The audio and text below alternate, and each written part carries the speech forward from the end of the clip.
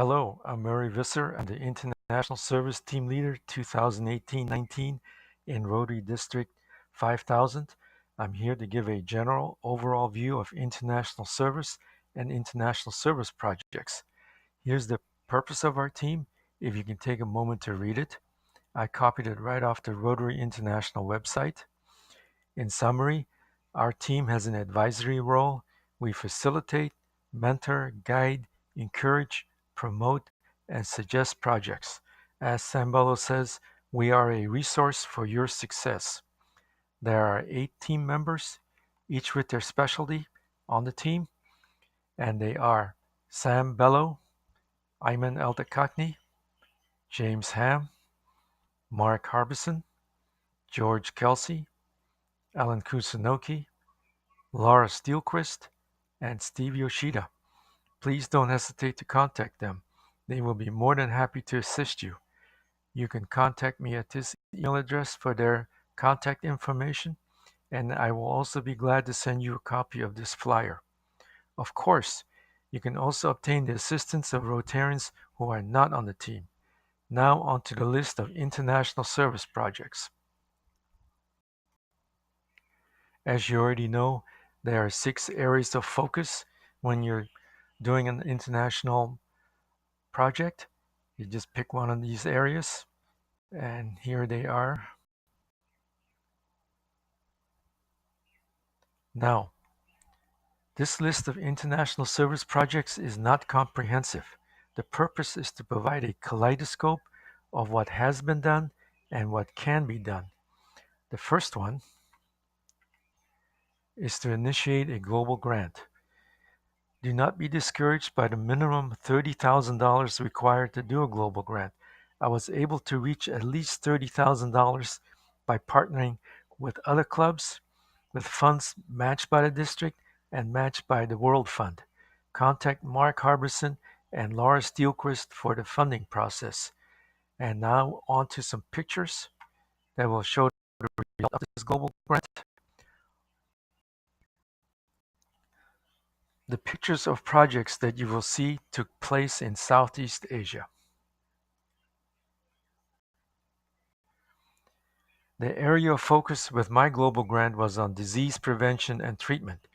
10% of the Thai people have COPD, chronic obstructive pulmonary disease. This is due to burning of vegetation, smoking unfiltered cigarettes, and cooking on open fires indoors. We bought 74 COPD machines for Lampang Hospital, which is in northern Thailand. Here you see a COPD patient with the old equipment, which is the large and heavy green metal cylinder, and therefore has to be used in the hospital. This means that he has to occupy a hospital bed indefinitely. Here's the same patient with the new portable COPD equipment. There are 2 advantages with the new equipment. The patient can use it at home and be with his family, and the hospital bed becomes available for another patient. The Thai Rotarians at Rotary Club Doi Prabat in Lampang City keeps an inventory of the equipment, and the hospital staff maintains it and teaches the patient's family how to use it at home. Here's another patient at her home with her own COPD machine. She is very happy with it, and you can see the same picture on the Rotary International website in the section for completed global grants. Here is another patient at home, and the person to the left is a hospital staff member who is maintaining that COPD machine. It's crucial to have a reliable host partner. This is past District Governor Anurag, and he's very dependable and organized. We get along well. He and I were able to expedite this global grant. The hospital to gather information and to connect with the Thais there, like these nurses. And this is Laurie. She was the club president the same year when I was writing this global grant. It takes work to do a global grant, but it can also be fun These are both American and Thai Rotarians in this giant clay pot that was made by Anurag's factory. Now back to the list of projects. You can participate in a global grant project with a matching grant. Check the District 5000 website for a list of global grants sponsored by local clubs. My club contributed to a number of global grants of other clubs, such as Dr. Ham's global grant for a wash project in Nepal.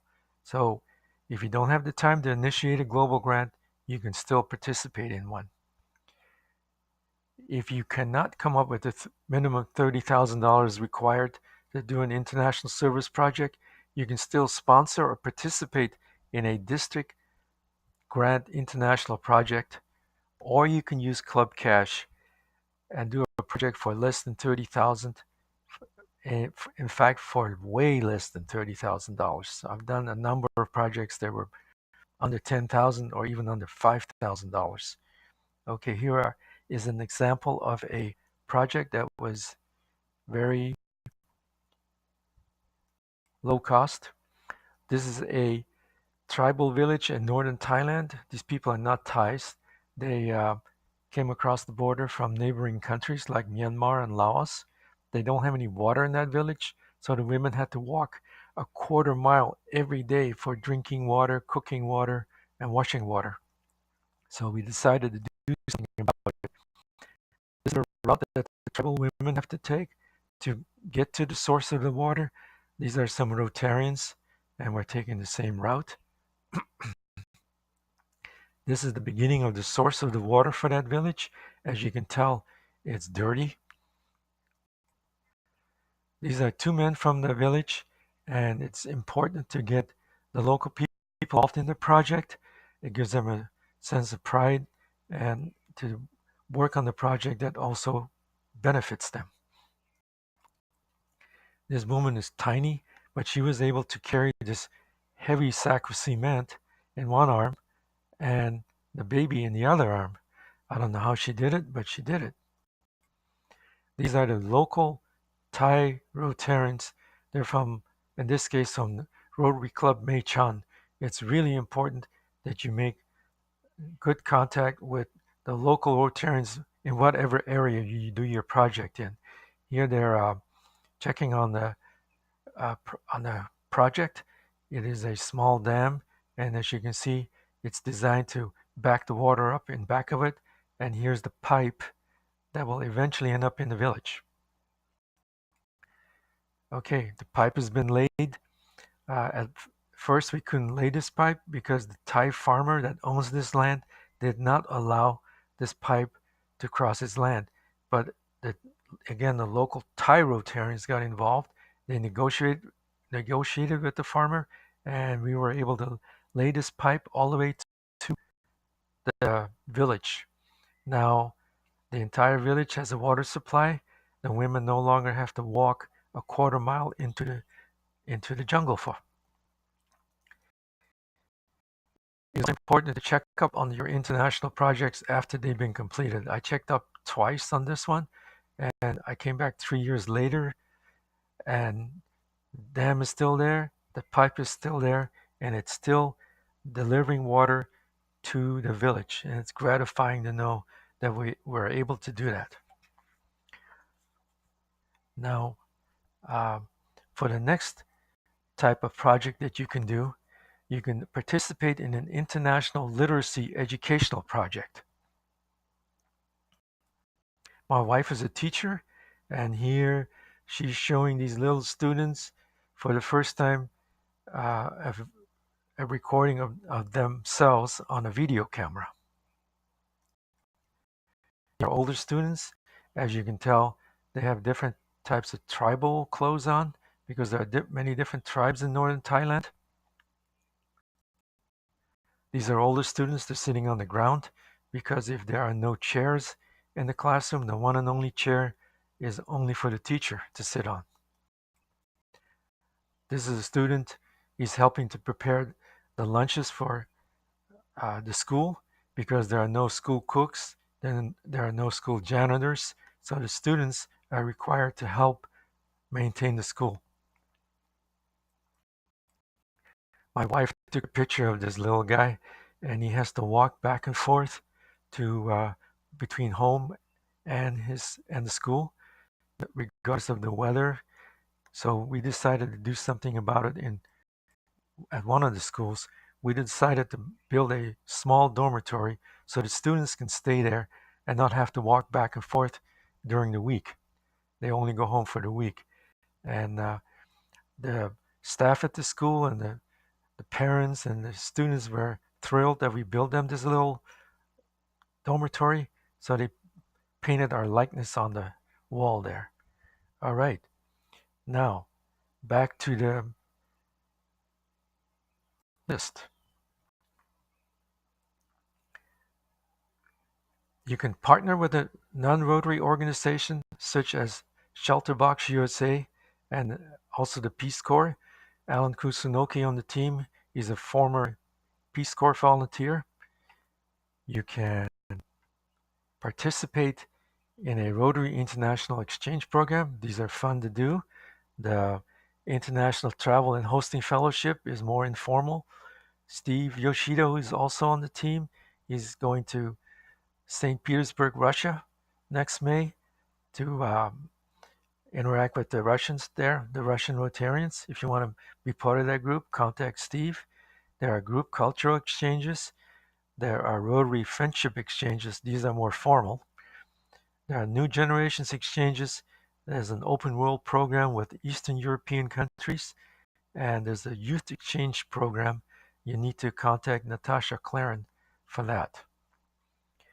You can start a sister club for a continuing relationship that could last for years. Now, a few pictures for these exchanges.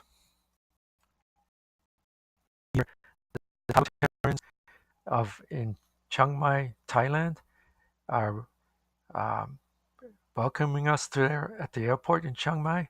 Some of these Thai Rotarians have driven 2 hours to be here. These are Thai Rotarians that we did the Global Grand with. The reason they have Aloha shirts on is because the previous year they came to Hawaii for the peace conference. So now we're there at their home having a party. This is back in Hawaii at Lori's house where she was hosting Thai Rotarians. Okay, um, we have other projects here, but first we'll go back to the list.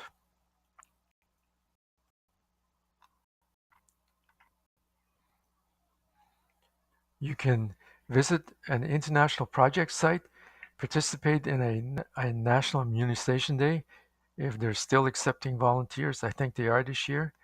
You can do a Rotary International Project Fair. Steve is going to Ecuador in October to be part of that in Ecuador. You can nominate qualified international individuals for global scholarships. Nominate a person to be a Rotary World Peace Fellow and contact Lisa Foster if you want to do this. Now, here are some references.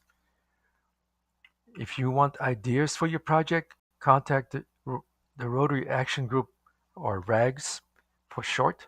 I joined the one that fights slavery. You can, if you need technical advice, I would contact the cadre of technical coordinators, and here's their contact information right here.